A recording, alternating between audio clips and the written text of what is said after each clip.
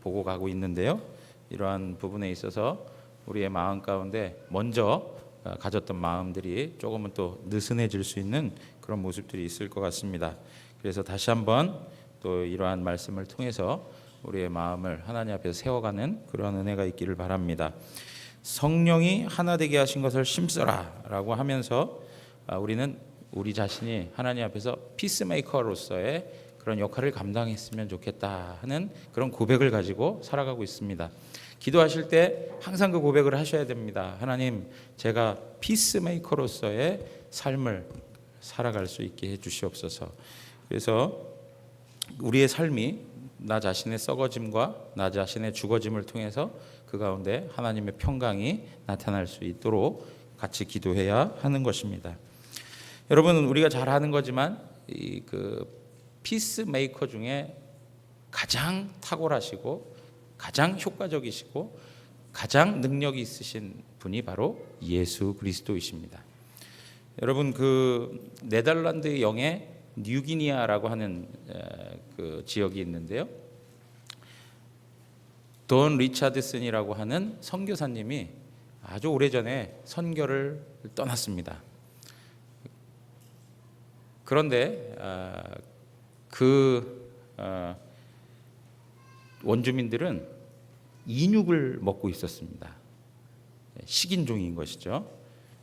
그래서 사람을 죽이면 그 죽인 거가 크게 대수롭지 않고 그 모든 해골들을 머리맡에 두고 자는 사람들이 바로 그런 사람들이었어요. 그리고 그들의 정서와 그들의 문화라고 하는 것이 철저히 거짓과 어떤 술수를 통해서 배반을 일삼고 결국엔 그 배반을 통해서 한 사람을 죽이는 것을 즐겨했던 그러한 땅이었습니다. 그런데 이 리차드슨 선교사님이 가셔가지고 복음을 전하는데 가롯 유다 이야기만 나오면 그들은 흥이 나는 거예요. 왜냐하면 그들에게 있어서는 성경의 많은 인물들 중에 가장 매력적인 사람이 누구냐면 예수님을 배반하고 예수님을 십자가에 죽인 가롯 유다가 가장 매력 있는 사람으로 느껴지는 거예요. 그 정도로 그 부족들이 하나님 앞에서 또 인간적으로 얼마나 악했는가를 보여주는 것이죠. 그러니까 거짓 그리고 또 여러 가지 술수를 통해서 사람을 배반하고 그를 죽이는 것, 이게 그냥 그들의 일반적인 삶의 모습이었다는 것입니다. 그런데 이 선교사님이 어떻게 하면 이들에게 복음을 전할 수 있을까? 어떻게 하면 이들에게 복음이 효과적으로 전달될 수 있을까? 이제 많이 고민한 것이죠. 사실 우리가 이렇게 편안하게 얘기해서 그렇지 목숨 걸고 간 것이죠. 인육을 먹는 그러한 선교 집단에 가서 원주민들에게 가서 복음 전하는 거니까 아주 생명을 내놓고 간 선교사님인 거죠.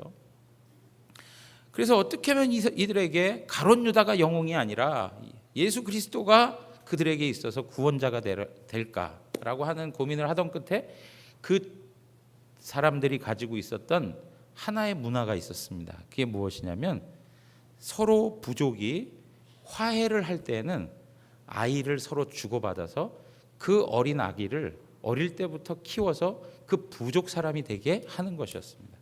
그걸 이제 뭐라고 표현했냐면 화해의 아이 이렇게 표현했어요. 화해의 아이.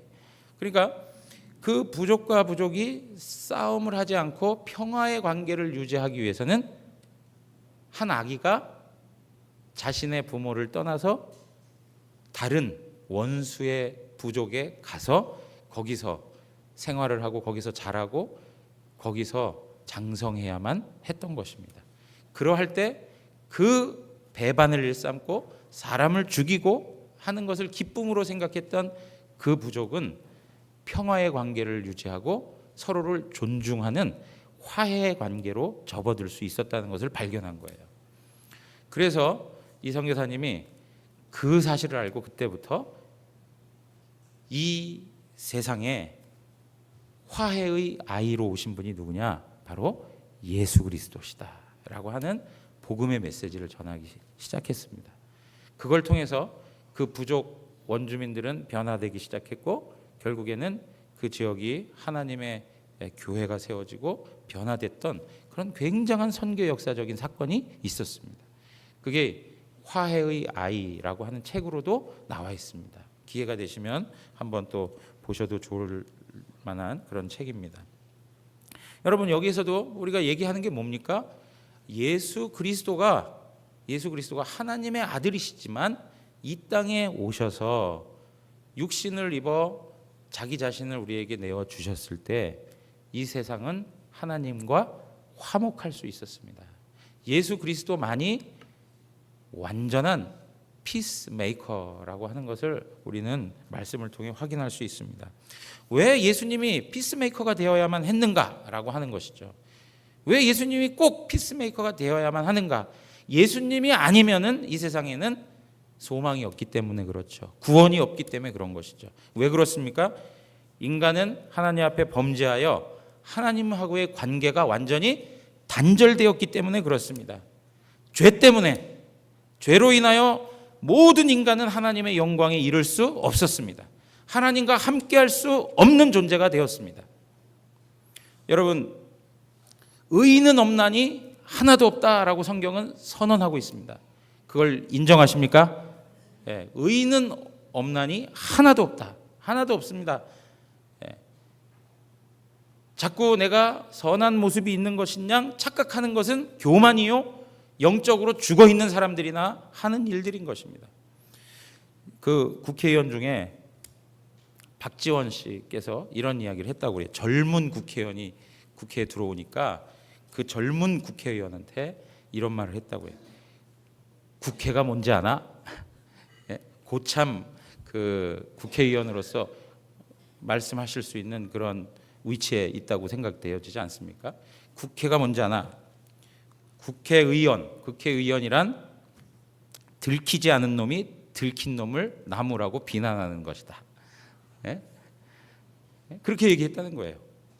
들키지 않은 놈이 들킨 놈을 나무라고 비난하고 욕하고, 그게 국회의원들이라. 그러니까 어떤 이야기입니까? 국회의원 자리에 가면 전부 다 깨끗한 사람 없다는 그런 표현일 수 있는 거 아니겠어요? 그죠? 여러분, 마찬가지예요. 제가 자주 말씀드리잖아요. 우리들과 감옥에 계신 우리 형님 누님들하고 차이가 있다면 우리는 뭐예요? 뭐라고요? 들키지 않은 것 플러스 용기가 없어서 하지 못한 것. 마음의 동기는 어떻습니까? 마음의 동기는 똑같아요. 마음의 동기는 똑같아요. 절제할 수 있다는 것, 그죠? 그리고 우리의 마음의 생각대로 행동하지 않았다는 것, 이게 전부 다 하나님의 은혜인 것입니다. 정말 하나님의 은혜인 거예요. 우리 안에 스스로 제어되는 게 아니에요. 하나님께서 우리에게 은혜를 주시는 것들이죠. 이렇게 하나님과 화목되지 못한 모든 죄인들에 대하여 성경은 로마서 5장 6절에 가면 연약한 존재라 이렇게 얘기해요. 경건치 않은 존재 이렇게 표현을 하고 있습니다. 로마서 5장 8절에 가면 우리가 아직 죄인 되었을 때 그렇게 표현하고 있어요. 죄인. 그리고 10절에 가서는 뭐라고 표현하냐면 우리가 뭐요? 원수 되었을 때 그렇게 표현하고 있습니다. 경건치 않은 자라고 표현하고 죄인이라고 표현하고 하나님과 원수된 자라고 이렇게 말하고 있습니다. 하나님과 원수된 자, 그를 위하여 누가 오신 거예요? 예수님이 오셨다는 거예요. 예수님이 오셨다. 그냥 평범하고 그리고 선의가 있고 그래도 뭔가 좀 다른 사람을 위해서 덕 있는 삶을 사는 사람을 위해서 뭔가 인생에 가치가 있고 쓸모 있는 사람을 위해서 예수님이 오신 게 아니라 경건치 않고 철저히 죄인이고 그리고 원수되었던 그러한 관계에 있던 사람들을 위해서 예수님이 이 땅에 오셨다, 그렇게 말하는 거예요. 그래서 골로새서 1장 21절에 보면 전에 악한 행실로 멀리 떠나 마음으로 원수가 되었던 너희를 그렇게 얘기해요. 전에 악한 행실로 멀리 떠나 마음으로 원수가 되었다, 그렇게 표현하는 것이죠. 우리 마음속에 하나님을 향하여서 선한 마음을 가진 적이 없고 항상 뭐예요? 악의를 가지고 있었다는 것을 설명해 주고 있는 거예요. 목사님 저 그런 적 없는데요? 아니요. 하나님을 모르고 살아가는 것, 하나님의 뜻에 대하여 순복하지 않으려고 하는 것, 그 모든 것들이 다 하나님 앞에서 죄요, 하나님 앞에서 원수된 자들이 행하는 모습인 것입니다. 하나님을 모르고 살아가는 것, 이것 역시 원수된 자들이 가지고 있는 모습인 것이죠. 여러분, 이러한 죄인들을 위하여서 하나님이 하신 것이 뭐예요? 그것이 바로 예수 그리스도를 통해서 우리의 죄를 우리에게 돌리지 않았다는 것입니다. 21절 우리 한번 다 같이 읽어보겠습니다. 21절입니다. 하나님이 죄를 알지도 못하신 이를 우리를 대신하여 죄로 삼으신 것은 우리로 하여금 그 안에서 하나님의 의가 되게 하려 하심이라. 여러분 여기 보십시오. 하나님께서 우리를 하나님과 화목하게 한 방법이 뭐냐? 죄를 알지도 못하신 분, 죄가 없으신 그분을 우리를 대신하여서, 우리를 위하여서, 여기 대신하여라고 하는 표현은 또 다른 표현으로 하자면 우리를 위하여서 그렇게 표현할 수 있는 거예요.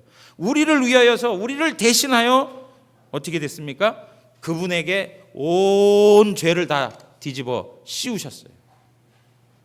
그리고 우리로 하여금 하나님과 관계를 맺도록 하시죠. 관계. 여기 하나님의 의가 되게 하려 한다라고 할 때 이 말은 하나님과 온전한 관계에 서게 하신다는 것을 말씀해 주고 있는 것입니다. 그러니까 하나님께서 우리를 하나님과 화목된 관계로 만드시고자 누구를 사용하셔요? 예수 그리스도를 화목 제물이 되게 하십니다. 화목 제물. 그래서 로마서 3장 25절에 보면 뭐라고 말씀하고 있느냐? 이 예수를 하나님이 그의 피로써 믿음으로 말미암은 화목 제물로 세우셨으니, 그렇게 얘기해요. 화목 제물로 세우셨다. 내가 제물이 되어야 되고, 내가 도살당해야 되고, 내가 죽어야 되는데 나 대신 예수 그리스도께서 죽어주셨다. 이렇게 말씀하고 있는 것입니다. 자, 그러면 이렇게 하나님과 화목되었다라고 할 때 이 화목되었다라고 하는 것이 가지고 있는 의미가 어떤 것이냐 하는 것들을 우리가 좀 살필 필요가 있습니다. 우리가 하나님과 화목되었습니다라고 하는 말을 할 수 있는데, 하나님과 화목됐다라고 하는 의미가 어떠한 의미들을 포함하고 있는지를 우리가 좀 알 필요가 있다는 거예요. 첫째는 뭐냐면, 첫째는 우리 제가 드린 성경 공부 교재에 보면 그 첫 번째가 나오는데요. 그게 무엇이냐면 우리의 죄를 담당하고 죄책과 형벌을 제거해 주셨다는 것입니다. 우리가 지은 죄를 예수님께서 다 담당하시고 우리가 갖게 되는 죄책과 형벌을 제거해 주셨다. 오늘 오전 예배 우리 문상도 목사님 통해서 계속적으로 가장 많이 들었던 한 단어가 무엇입니까? 심판. 그죠? 심판이라고 하는 단어예요. 우리가 하나님 앞에 심판받을 인생이었다라고 하는 것입니다. 여러분, 하나님의 심판이 제거되었다는 거예요. 그러니까 내가 하나님과 화목됐다라고 하는 이야기는 내가 당해야 될 죄책과 형벌과 심판을 하나님께서 면케해 주셨다는 것입니다. 여러분 믿으십니까? 이거를 믿으셔야 돼요. 이걸 믿으셔야 돼요. 여러분, 조나단 에드워즈 목사님이 하나님이 손안에 있는 죄인들이라고 하는 설교를 할 때 무슨 표현을 했냐면 이런 표현을 했어요. 막 불이 타는 곳에 거미줄 하나가 늘어져 가지고 그 거미줄을 타고 있는 그 거미의 위태로움처럼 우리도 하나님 앞에서 그런 위태로운 심판의 위기에 놓여 있다. 그렇게 표현을 했어요. 여러분, 창고가 막 타는데 거미줄 하나가 늘어져 있고 거기에 거미 한 마리가 간신히 달라붙어 있는 그 위태로움,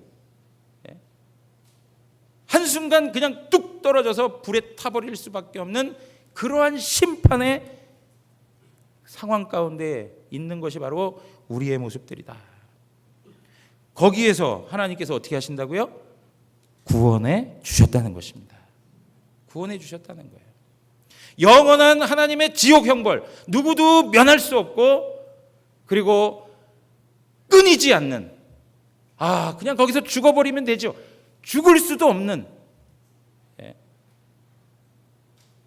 영원을 두고 형벌을 받을 그 하나님의 심판을 하나님께서 면제시켜 주셨다는 거예요. 하나님과 화목된 자들이 누리는 복인 것이죠. 베드로전서 2장 24절 한번 다 같이 읽어보겠습니다. 다 같이 읽습니다. 친히 나무에 달려 그 몸으로 우리 죄를 담당하셨으니 이는 우리로 죄에 대하여 죽고 의에 대하여 살게 하려 하심이라. 그가 채찍에 맞음으로 너희는 나음을 얻었나니. 예수 그리스도가 채찍에 맞음으로 우리는 나음을 입었습니다. 예수 그리스도가 상함으로 우리는 고쳐졌습니다. 그것이 바로 하나님과 화목된 자들이 누리는 복인 거예요. 두 번째 내용이 뭐냐면 그 공과 내용에는 없는데 삽입을 하셔도 좋을 것 같아요. 둘째는 뭐냐? 의롭다함을 얻는다는 것입니다. 의롭다함을 얻는다. 오늘 우리가 읽었던 21절의 말씀 다시 한번 말씀드리면, 하나님이 죄를 알지도 못하신 이를 우리를 대신하여 죄로 삼으신 것은 우리로 하여금 그 안에서 하나님의 의가 되게 하려 한다 그래요. 하나님의 의가 된다라고 하는 말은 좀 전에도 말씀드렸지만 하나님과 관계가 이루어진다는 거예요. 관계. 여러분, 성경에서 의라고 하는 단어가 나올 때마다 우리는 생각을 해야 되는데 무슨 단어를 생각해야 되냐면 관계. 관계를 생각해야 돼요. 관계. 근데 이 관계는 어떻게 이루어지냐면 하나님 앞에서 죄 지은 것에 대한 죄값을 치러야 되고요. 죄값을 치를 뿐 아니라 더 나아가서 하나님의 율법의 요구를 완전히 순종할 때 하나님과의 온전한 관계가 이루어지는 거예요. 여러분 믿습니까? 다시 한번 말씀드립니다. 우리 가운데 있는 죄악이 씻음을 받아야 되는 거예요. 우리의 가운데 있는 죄가 용서함 받아야 되는 거예요. 그게 첫 번째예요. 예수님께서 이 땅에 오셔서 십자가에서 죽으심으로 말미암아 우리에게 주어진 게 무엇이냐면 바로 우리의 죄값을 대신 지불해 주신 거예요. 그걸 통해서 우리는 하나님 앞에서 의롭다함을 얻는 것이죠. 우리는 우리 스스로를 놓고 보면 의로움이 있습니까? 없습니까? 우리 스스로는 없습니다. 손톱에 때만큼도 없습니다. 의롭다고 생각하는 분이 있으면 그건 성경 진리를 모르는 것이고 아직도 신앙의 내용에 대한 탐구를 하지 않고 그리고 기독교 진리에 대한 내용들을 모르고 사는 거예요. 우리 안엔 의로움이 없습니다. 의롭지 아니하는 우리를 의롭다고 해주시고 우리의 죄를 용서해 주시는 것은 바로 예수 그리스도의 구속 때문입니다. 뿐만 아니라 의롭다함을 받는다는 것은 우리의 죄가 용서함 받는다는 것뿐만 아니라 더 나아가서 적극적으로 하나님의 말씀에 순종하는 것을 말해요. 그것을 누가 이루셨습니까? 예수님이 십자가에서 이루셨습니다. 십자가의 죽음과 부활을 예수님께서 온전히 다 감당하여 율법의 완성인 사랑을 나타내 주셨습니다. 그걸 통해서 예수님은 하나님의 말씀에 대하여 완전히 순종하십니다. 그 완전한 순종이 누구의 것이 되는 거예요? 누구의 것이 돼요? 바로 나의 것이 되는 거예요. 나의 것이 되는 거예요. 예수님께서 나를 위해 십자가에 죽으신 그 의가 내 것이 되고 동시에 예수님께서 완전히 순종하신 그 의가 내 것이 되는 것입니다. 그걸 통해서 우리는 하나님과 관계에 놓이게 돼요. 관계. 자, 이 내용에서 조금 더 살펴보면 세 번째가 무엇이냐면 화목은 우리를 위한 대속과 속전을 의미한다. 그렇게 말씀드릴 수 있습니다. 대속과 속전이다. 하나님께서 우리를 화목케 하셨다라고 하는 것은 예수 그리스도를 우리 대신하여 제물로 삼으시고 우리 예수 그리스도의 피값을 어떻게 해요? 우리를 위해 내어주셨다라고 하는 말이 담겨 있는 것입니다. 자, 우리 디도서 2장 14절 말씀 보겠습니다. 디도서 2장 14절 다 같이 읽겠습니다. 그가 우리를 대신하여 자신을 주심은 모든 불법에서 우리를 속량하시고 우리를 깨끗하게 하사 선한 일을 열심히 하는 자기 백성이 되게 하려 하심이라. 예, 우리를 대신하여 그렇게 표현해요. 우리를 대신하여.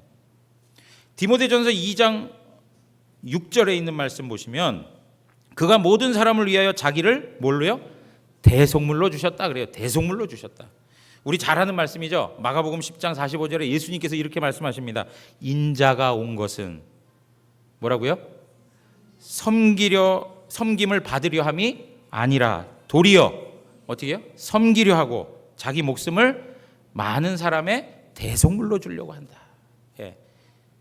예수님이 이 땅에 오신 목적은 섬김 받기 위해서 온 게 아니라 자기를 희생하여 자기를 섬김으로 자기가 섬김으로 많은 사람들을 살려내기 위한 대속물로 주기 위함이다. 그렇게 얘기합니다. 여러분 베드로전서에도 말씀하고 있는 것처럼 우리를 구원한 것은 우리를 대속한 것은 이 세상에 썩어질 은이나 금으로 한 것이 아니라 예수 그리스도의 보배로운 피로 우리를 구속하셨다. 그렇게 말씀하고 있습니다. 예수 그리스도의 보배로운 피로 우리를 구속하셨다.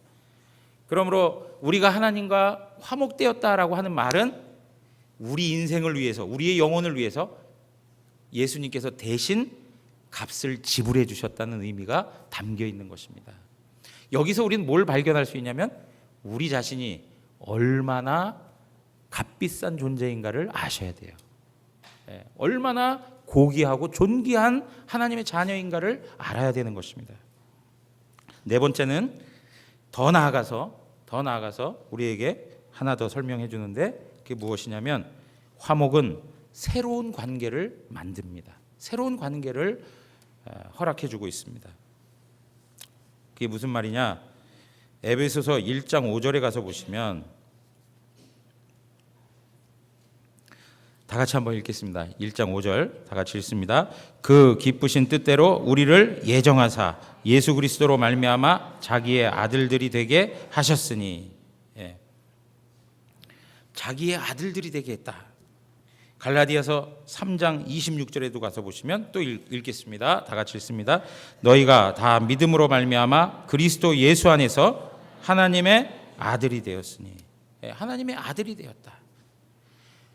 하나님과 우리가 원수되었던 그 상태에서 이제는 뭐가 됐어요? 아들이 되었다. 아들이 되었다. 하나님이 우리의 아버지가 되시고 우리는 그 하나님의 아들이 되었다. 자녀가 되었다. 그렇게 말씀하고 있습니다.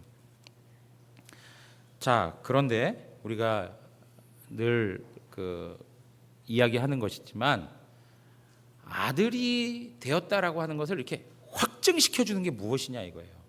성경에서 보면 내가 하나님의 자녀입니다. 내가 하나님의 아들입니다. 라고 하는 것을 확증시켜 주시는 분이 계신데 그분이 바로 성령님이에요. 성령님. 예, 성령님. 성령님이 계셔야만 내가 하나님의 자녀라는 것을 알게 돼요.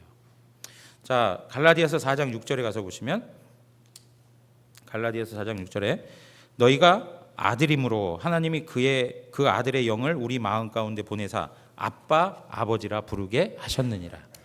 여러분 하나님을 두고 아빠 아버지라고 부르십니까? 그것은 우리가 하나님의 아들이기 때문에 누굴 보내주셨어요? 우리에게요? 성령을 보내주셔서 우리로 하여금 하나님 아버지를 두고 아빠 아버지라고 부를 수 있게 하셨다는 거예요. 자, 아들이기 때문에 성령을 보내주셨다 이렇게 표현을 하고 있는데 또 조금 다른 이야기처럼 들려지지만 같은 이야기가 있는데 뭐냐면 로마서 8장 14절에서 16절이에요.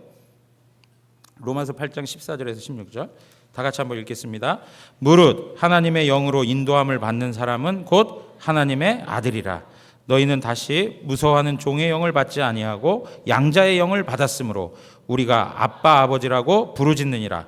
성령이 친히 우리의 영과 더불어 우리가 하나님의 자녀인 것을 증언하시나니.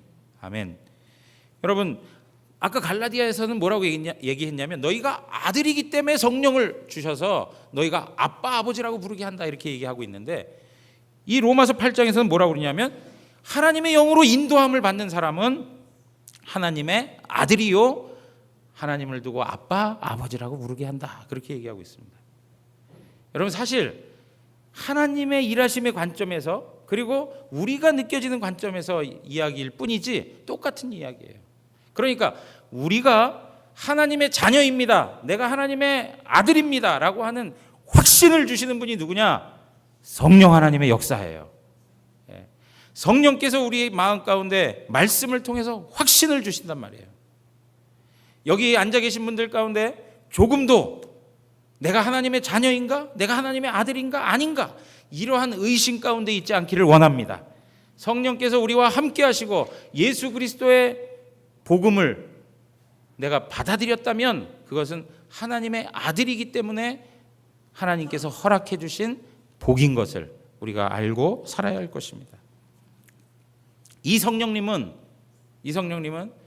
우리의 삶을 꾸준히 인도하셔서 때로는 우리가 기도하는 것도 어렵고 우리가 막 헤매고 그럴 때에도 말할 수 없는 탄식으로 우리를 위하여 어떻게 하세요? 기도해 주시는 분이에요. 로마서 8장 26절 그 뒷부분에 가면 그런 말씀이 나요. 성령님께서 우리를 위하여 친히 간구하신다. 그러면서 27절 로마서 8장 27절 다 같이 읽겠습니다. 마음을 살피시는 이가 성령의 생각을 아시나니 이는 성령이 하나님의 뜻대로 성도를 위하여 간구하심이니라. 아멘. 여러분 성경 읽으실 때 같이 소리를 내서 읽으셔야 돼요. 하나님의 말씀을 자꾸 선포하셔야 돼요. 자꾸 선포하세요. 예. 스크린에 안 나왔습니까? 예. 그러신 것 같았습니다. 예. 아무튼 읽어가실 때 같이 계속 선포하십시오. 자, 이러한 아들됨을 주시는 것뿐만 아니라 하나님과 나와 화목된 관계가 이러한 아들됨의 위치를 허락해 주는 것뿐만 아니라 동시에 어떤 위치를 우리에게 주냐면 상속자의 위치를 준다는 거예요. 후사라고 하는 말입니다. 갈라디아서 4장 7절에 말씀하고 있습니다. 예, 방송실이 그냥 바로 팍팍 뛰네 이제. 자, 다 같이 읽겠습니다. 그러므로 내가 이후로는 종이 아니요 아들이니 아들이면 하나님으로 말미암아 유업을 받을 자니라. 아멘. 우리는 이제는 종이 아닙니다. 우리는 이제는 그리스도 안에서 하나님과 화목된 자로서 하나님의 아들입니다. 그러므로 우리에게는 하나님께로부터 받을 유업을 받을 상속자가 된다는 것입니다. 사랑하는 성도 여러분, 우리가 누리는 영광 가운데 하나가 뭐냐면 현재적 삶에 하나님의 아들이라고 일컬어지는 것뿐만 아니라 미래적 영광을 누릴 하나님의 후사가 되었다는 데 있습니다. 현재의 고난은 뭐라고요? 장차 나타날 영광과 좋게 비교할 수 없도다. 좋게 비교할 수 없는 그 영광을 누리고 살아갈 하나님의 후사라는 거예요. 상속자라고 하는 말이에요. 상속자. 여러분 이렇게 하나님 앞에서 우리의 죄책과 형벌과 심판이 제거되고 그리고 하나님과의 온전한 의로운 관계가 형성되고 대속과 속전을 통해서 우리의 값이 다 지불되고 그걸 통해서 하나님과 우리가 아들 되고 아버지 되는 그 관계가 세워진 하나님의 사람들에게 주어진 마음의 상태가 있습니다. 그것은 바로 평안입니다. 평안. 네, 평안.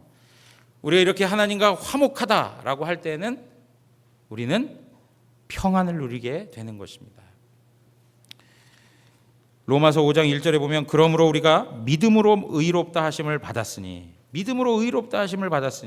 우리 주 예수 그리스도로 말미암아 하나님과 화평을 누리자 그렇게 말씀하고 있습니다. 사랑하는 성도 여러분, 세상 사람들은 하나님 없는 사람들은 진정한 평안을 누릴 수가 없습니다. 한번 보세요. 그들의 종말에 가서 고백하는 이야기를 들어보십시오. 인생의 후반부에 가서 그들이 경험하고 있는 마음의 상태를 읽어보십시오.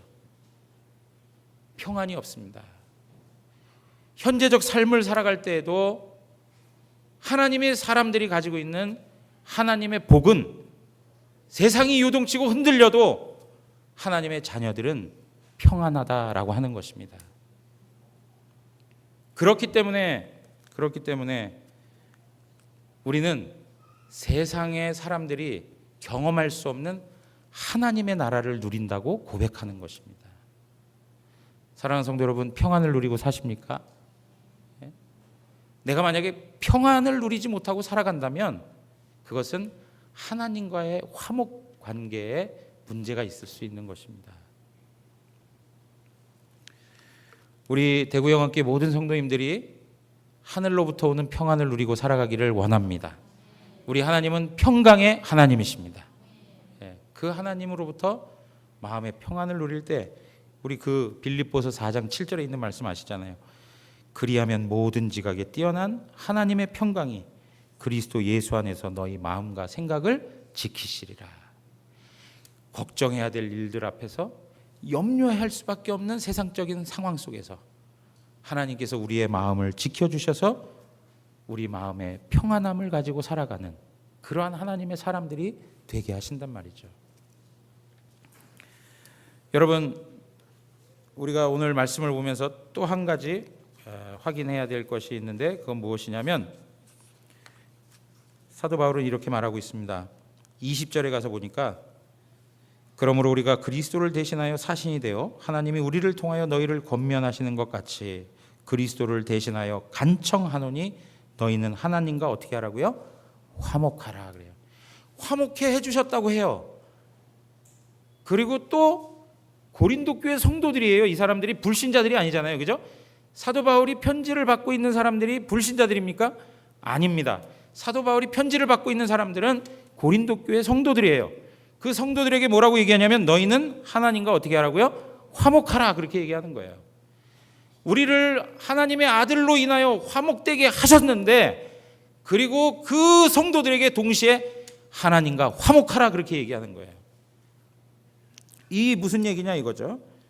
여러분, 우리는 좀 전에 말씀드린 것처럼 예수 그리스도가 우리의 화목제물이 되심으로 하나님 앞에 의롭다함을 얻은 자녀입니다. 그것은 우리 인생에 단 한 번 일어나는 하나님의 복인 것이죠. 하나님이 마음에 안 든다고 너 의롭다함을 얻는 그 복 취소하자 그렇게 얘기하십니까? 아니요, 그렇게 하지 않으세요. 너 하는 거 보니까 조금 심상치 않고 현찮아. 너 의롭다함을 허락한 것 취소하자 이렇게 얘기하시는 분이 아니란 말이에요. 그럼에도 불구하고 단 한 번 우리에게 주신 그 의롭다함의 복을 간직한 채 매일의 삶에서 하나님과 화목하라 그렇게 말씀하고 있어요. 여러분, 제가 말씀드렸죠. 의롭다함을 받는다라고 하는 것은 하나님과의 관계를 이야기한다고 했습니다. 관계. 그러니까 우리는 매일의 삶에서 하나님하고의 관계에 더 집중하는 삶의 모습이 있어야 돼요. 그런데 하나님하고의 관계에 더 집중하고 그 의롭다함의 부유함을 누리기 위해서는 철저히 내 자신이 죄인인 것을 고백해야 돼요.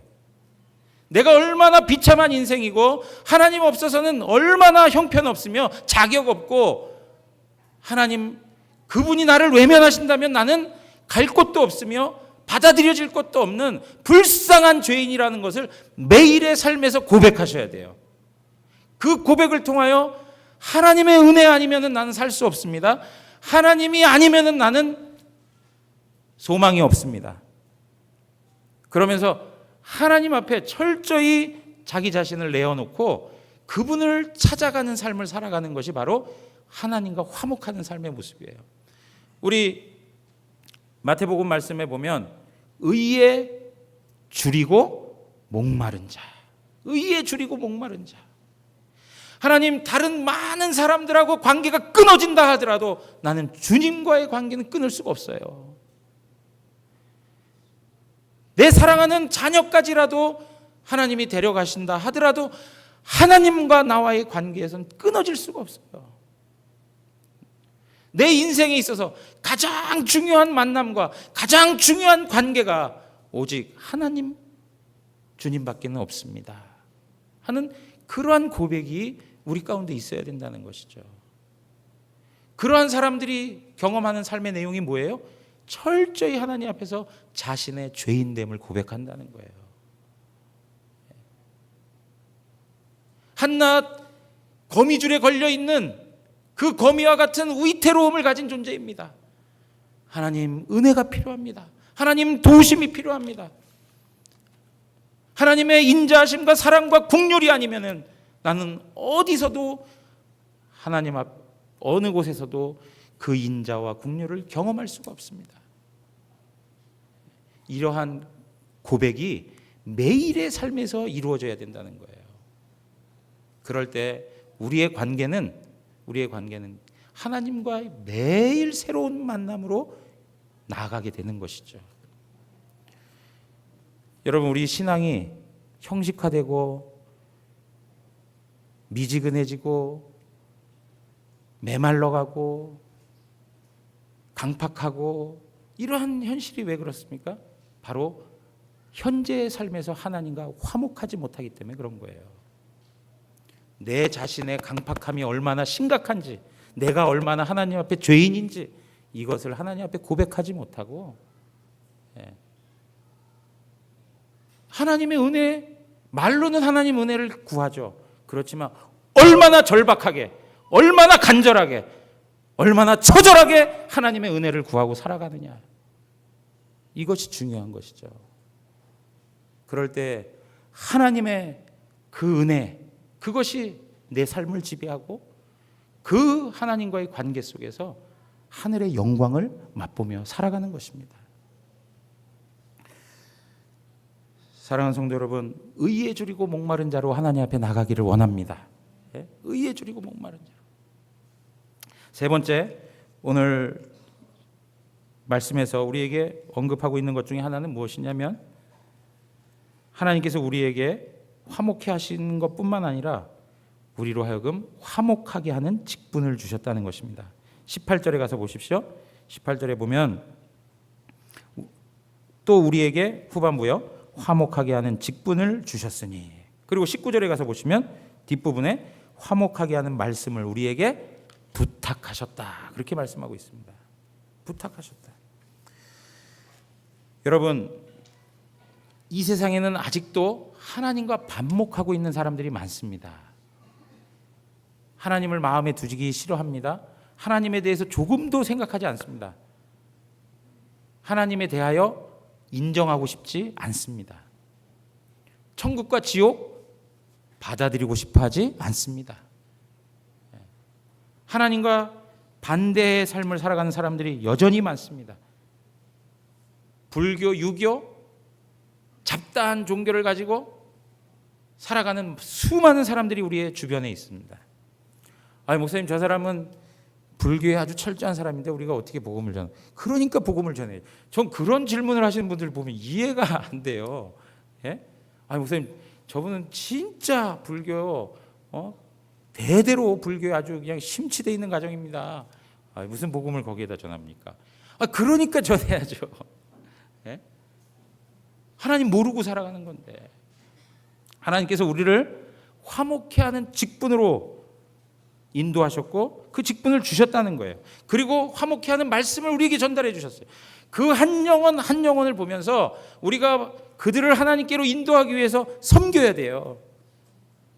여러분, 직분자가 가장 중요한 삶의 내용이 무엇입니까? 섬기는 거예요. 섬기는 거. 그런데 그 섬기는데 뭐 다양한 것들로 섬길 수 있어요. 그러나 가장 중요한 섬김은 화목의 말씀을 전하는 거예요. 화목의 말씀을 전하는 거예요. 주 예수 그리스도의 복음을 증거해야 되는 거예요. 여러분, 어떤 비디오를 보다가 오카노 목사님이 고백하는 이야기를 하나 들었습니다. 오카노 목사님이 가장 기억에 남는 성도가 누구입니까? 라는 인터뷰 질문을 받았어요. 그랬더니 이분이 하시는 말씀이, 어떤 한 분이 그 초창기에, 그 사랑의 교회가 초창기 세워질 때 어떤 한 분이 교회 오셔가지고 그냥 아무 말 없이 예배만 드리고 가고 예배만 드리고 가는데 어느 날 이제 신방을 오라고 그래서 갔답니다.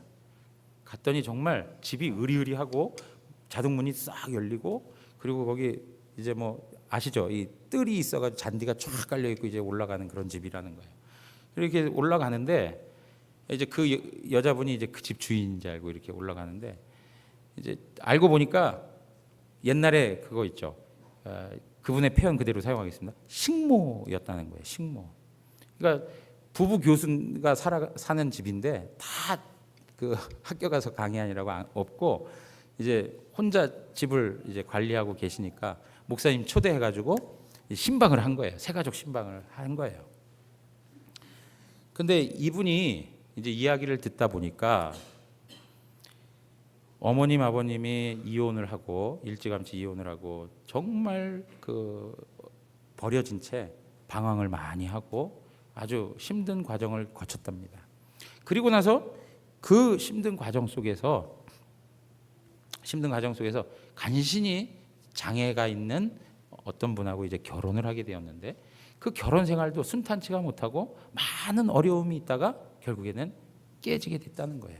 쫓겨나게 돼서 인생에 있어서 정말 비참함과 절망을 경험하고 자살을 해야 되겠다 하고 양잿물을 마셨는데 간신히 도움을 받아가지고 살아났대요.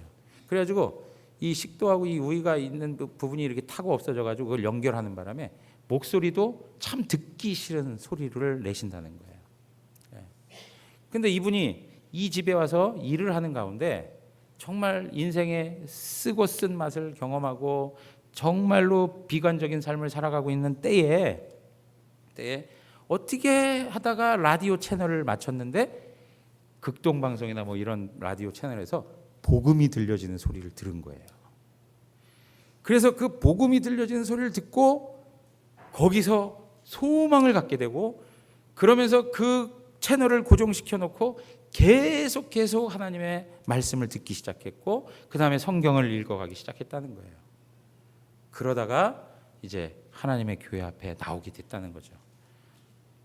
그렇게 해서 예수를 믿어서 신앙생활을 하는데 이분이 어느 정도로 견고하냐면 그 사랑의 교회가 이제 강남 쪽으로 이사를 가니까 초창기 멤버들이 우리는 다 가난해서 거기랑 같이 있지 못해요. 목사님 우리는 떠날 거예요 하고 많은 사람들이 다 떠나는데 오직 한 분, 그분만 안 떠나고 그렇게 드센 그 강남의 부녀들하고 같이 부딪히면서 교회 생활을 하고 이렇게 하다가 어느 날 갑자기 그 병세가 안 좋아져가지고 목사님 집에 찾아왔다가 목사님 품에 안겨가지고 돌아가셨다는 거예요. 제가 이게 뭘 말씀드리려고 그러냐면 여러분 보십시오. 라디오에서 흘러나오는 복음의 메시지가 한 영혼을 변화시키는 거예요. 그 수만 명의 목회를 했던 목사님의 입에서 가장 기억에 남는 성도라고 기억될 만한 그런 신앙의 내용을 가진 자로 변화되었단 말이죠. 그 목사님 그런 얘기 하시더라고요. 그분이 그러면서도 병원이든 어디든 다니면서 많은 봉사활동을 하면서 많은 사람들에게 정말 섬기는 삶을 살다가 하나님 부르셔서 가셨다는 거예요. 여러분 우리가 한 영혼을 바라보면서 어떠한 방식으로 섬기고 하는 것 참 중요한데 가장 중요한 것은 하나님의 복음의 말씀을 증거하셔야 돼요. 복음 그것이 한 영혼을 살립니다. 복음에는 능력이 있습니다. 그 능력으로 한 영혼이 구원받는 놀라운 일들이 생겨나는 것입니다. 사랑하는 성도 여러분, 우리가 이제 곧 또 전도 이렇게 축제를 좀 계획할까 합니다.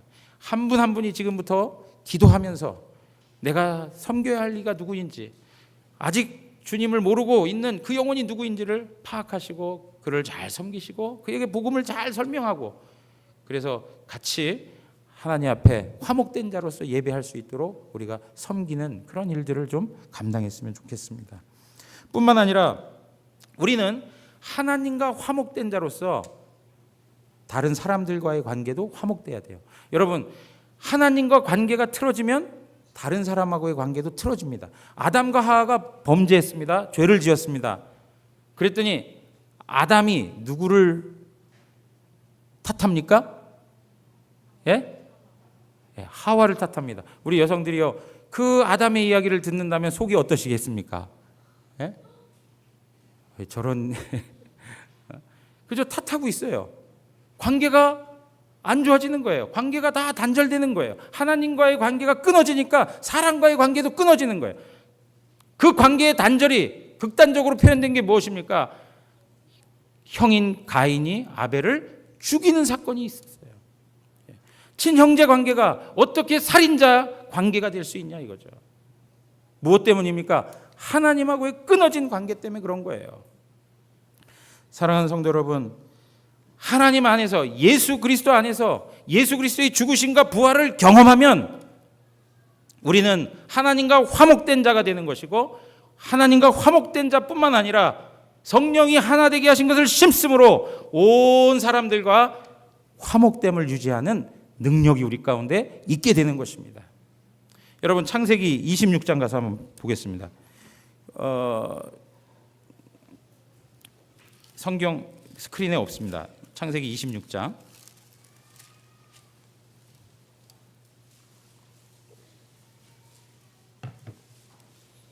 창세기 26장. 자, 12절 가서 보시면 이삭이 그 땅에서 농사하여 그 해에 100배나 얻었고 여호와께서 복을 주심으로, 그렇게 얘기합니다. 정말 하나님이 복을 주십니다, 이삭에게. 그리고 왕성하고 거부가 되었다, 그렇게 이야기하고 있습니다. 그런데 누구들이 그를 시기합니까? 블레셋 사람들이 그를 시기합니다.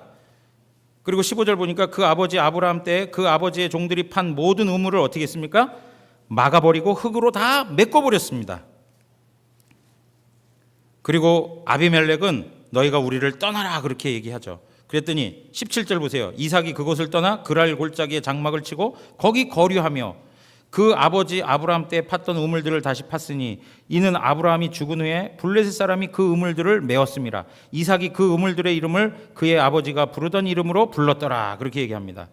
그리고 이삭의 종들이 샘 근원을 얻었다라고 이야기합니다. 그런데 보십시오.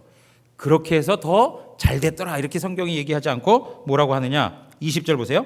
그랄 목자들이 이삭의 목자와 어떻게 했습니까? 다투어 이르되 이 물은 우리의 것이라 하며 이삭이 그 다툼으로 말미암아 그 우물 이름을 에색이라 하였으며, 그래요. 에색 단어의 뜻은 다툼이라고 하는 거예요. 다툼. 또 다른 우물을 팠더니, 그래요. 다른 우물을 팠더니 그들이 또 다툼으로 그 이름을 뭐라고요? 신나라 하였으며, 신나는 서로 대적한다라고 하는, 대적함. 그리고 22절에 이삭이 거기서 옮겨 다른 우물을 팠더니 그들이 다투지 아니하였으므로 그 이름을 르호봇이라 하여 이르되 이제는 여호와께서 우리를 위하여 넓게 하셨으니 이 땅에서 우리가 번성하리로다 하였더라, 그렇게 얘기합니다. 여러분 보십시오. 이삭이요, 자신의 아버지가 팠던 우물을 주장할 수 있어요. 그럼에도 불구하고 어떻게 해요? 계속 양보해요. 계속 양보해요. 이삭이 능력이 없고 실력이 없고 어떤 무력이 없어서 그런 것입니까? 그렇지 않습니다. 계속 양보합니다. 자, 그러고 나서 보시면 25절 가서 보세요. 이삭이 그곳에서 제단을 쌓고 여호와 이름을 부르며 거기 장막을 쳤더니 이삭의 종들이 거기서도 우물을 팠더라, 그렇게 얘기합니다. 그러고 났는데 28절에 가서 보면 다 같이 한번 읽겠습니다. 그들이 이르되 여호와께서 너와 함께 계심을 우리가 분명히 보았으므로 우리의 사이 곧 우리와 너 사이에 맹세하여 너와 계약을 맺으리라 말하였노라. 여러분 여기 보십시오. 그들이 이르되, 그들이라는 건 누구냐면 아비멜렉이 보낸 사람들을 얘기하는 거예요. 그들이 이르되 여호와께서 너와 함께 하심을 보았다라고 얘기하는 거예요. 여러분, 이삭이 끊임없이 양보했어요. 이삭이 힘없는 사람처럼 그냥 다 내줬어요. 그런데 이삭을 대적하던 그들이 이삭의 모습을 보더니 뭐라고 얘기하냐면 하나님이 너와 함께 하시는 것을 우리가 봤다, 그렇게 얘기하는 거예요. 예? 하나님이 너와 함께 하는 걸 우리가 봤다. 그러면서 29절 우리 다 같이 한번 읽겠습니다. 29절입니다. 너는 우리를 해하지 말라. 이는 우리가 너를 범하지 아니하고 선한 일만 내게 행하여 내가 평안히 가게 하였음이니라. 이제 너는 여호와께 복을 받은 자니라. 이제 너는 여호와께 뭘 받았다고요? 복을 받았다, 그렇게 얘기합니다. 복을 받았다. 여러분, 양보하고 그 다툼과 다툼 속에서 지고 또 진 거예요. 그런데 그 모습 속에서 하나님이 함께 하셨다는 게 보여지고, 그리고 그 모습 속에서도 여전히 이삭은 하나님께서 책임지셔서 복된 삶을 누리게 하시는 거예요. 사랑하는 성도 여러분, 오늘 우리가 이삭과 같은 삶을 요구받고 있다는 거예요. 여러분, 이삭이 이렇게 할 수 있었던 이유가 뭔지 아십니까? 22장에 아브라함과 더불어 하나님께 바쳐졌던 사건, 철저한 죽음까지도 순종했던 그 십자가 죽음의 놀라운 능력을 부여잡고 자신이 철저히 다 죽는 거예요. 그리고 났더니 하나님께서 그의 모습 가운데 하나님의 함께 하심을 나타내 주시고, 그리고 그의 인생 가운데 하나님이 어마어마한 복을 더하시는 거예요. 사랑하는 성도 여러분, 예수 그리스도의 십자가를 붙들고 내 자신이 죽고 내 자신이 지고 내 자신이 패하는 것 같아도 그리스도 하나님의 사람들은 망하지 않으며 실패하지 않으며 실족하는 일이 없다는 것을 우리는 고백해야 됩니다. 오히려 우리의 인생은 하나님께서 말씀하신 것처럼 영광스러움을 누릴 상속자로 하나님이 우리를 인도해 가고 계시다는 걸 믿으시기 바랍니다. 사랑하는 성도 여러분, 다투지 마세요. 내려놓고 양보하고 내어주세요. 그럴 때 하나님의 은혜가, 하나님께서 책임지고 하나님의 성실함과 하나님의 열심으로 우리의 삶을 이끌어 가실 줄 믿습니다. 내가 누구 한 사람 이기는 것보다 더 중요한 게 뭐냐? 내 삶을 통해 하나님이 드러나는 거예요. 내 삶을 통해 저 사람에게는 하나님이 함께 하시구나 하는 것이 고백되는 게 중요한 거예요. 다른 무엇으로 그것을 대신하지 마시고 하나님, 그분이 함께하고 있다는 그 영광을 하나님 앞에서 누리는 복된 은혜가 있으시기를 주님의 이름으로 축원합니다.